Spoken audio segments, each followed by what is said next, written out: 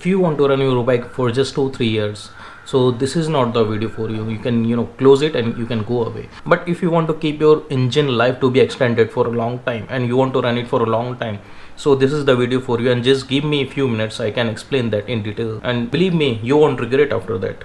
You don't need to be expert of bike mechanicals, but there are a few points you can always consider and you can always take care of while maintaining your bike. Today I'm going to talk about those points. Welcome back guys, this is your host Ravi and welcome to my channel Riding Solo RV.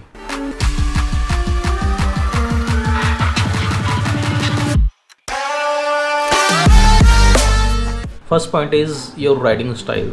We always talk about how bike is performing, if it is good or not, it is giving me optimal performance or not. Do we ever thought how actually we are riding the bike, how rash we are riding, how quickly we are applying the brake, how badly we are treating to the bike?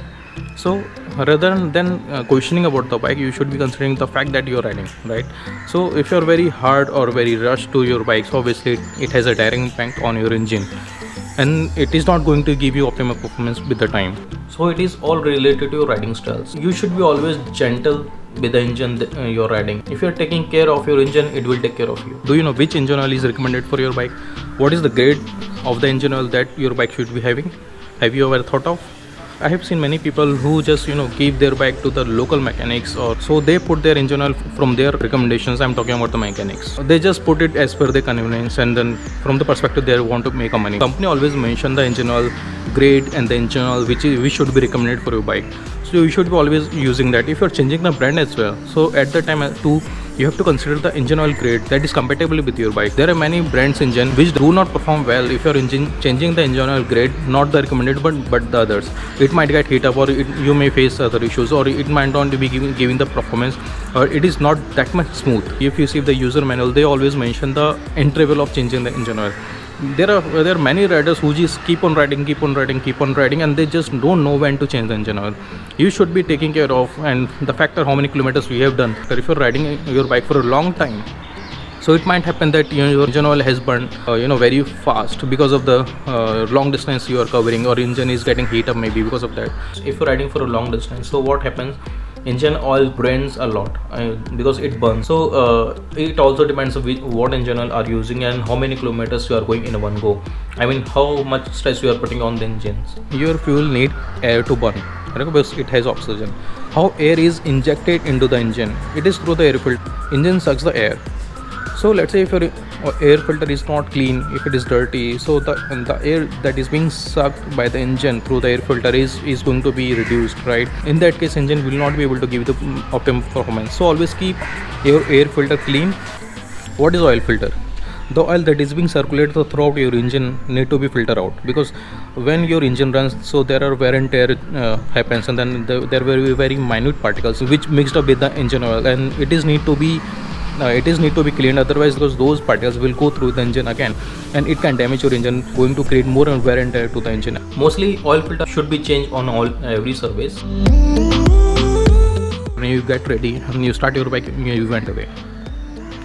Foolish thing, foolish. If you're getting ready and you're taking so much of time for keeping yourself prepared, so why don't you spend some time let your bike to get prepared for riding? So that means if you're riding for after a long time, then you should always do a cold start. Once you start your engine, that it requires to be warm. If it is not warm, it is not able to circulate throughout the engine.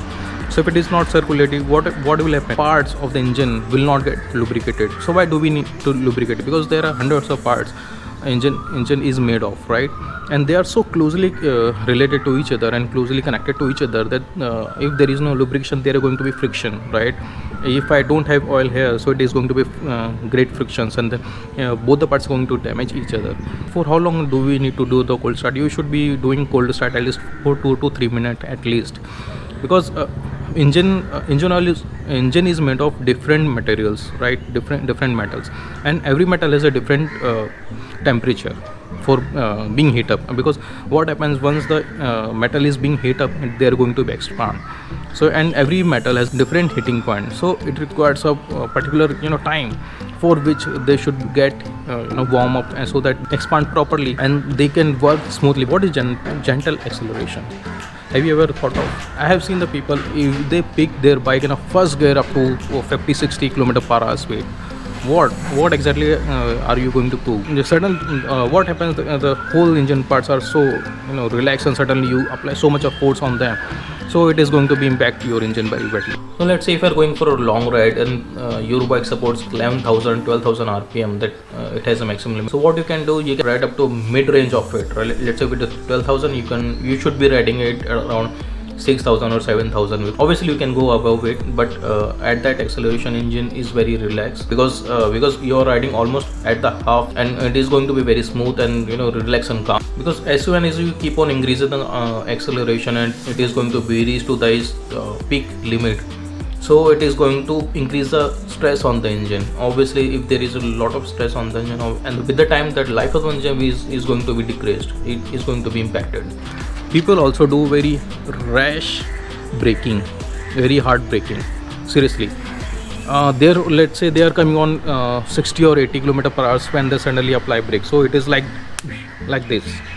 Okay, so just imagine the speed that bike is coming and the speed that it stopped. How much force that being applied on engine to get stopped here, right? How the impact will be so much powerful on the engine and the engine parts. So these are minor points, and which is going to impact very badly.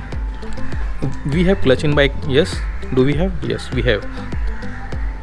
I thought someone is coming. So what is the use of clutch? Why do we need it? Once you apply clutch, so engine becomes free, so you can free to change the gear. What people do, they just change the gear without applying the clutch. So the clutch plate are already engaged, right, and you are changing the gear. It has a very negative force on the plates, so there are chances that in future those clutch plates are not going to last longer. And okay guys, these were 5 points from me that I thought that are very important, and then I should be sharing this. So these points can help you to extend the life of your engine up to a very great extent. I hope you like this video. If you like it, do like, share and subscribe. And if you have any query, just comment down in the box. I will reply to all those queries. And also don't forget to press that bell icon. With this is your host Ravi, and sign off now. Bye. Take care.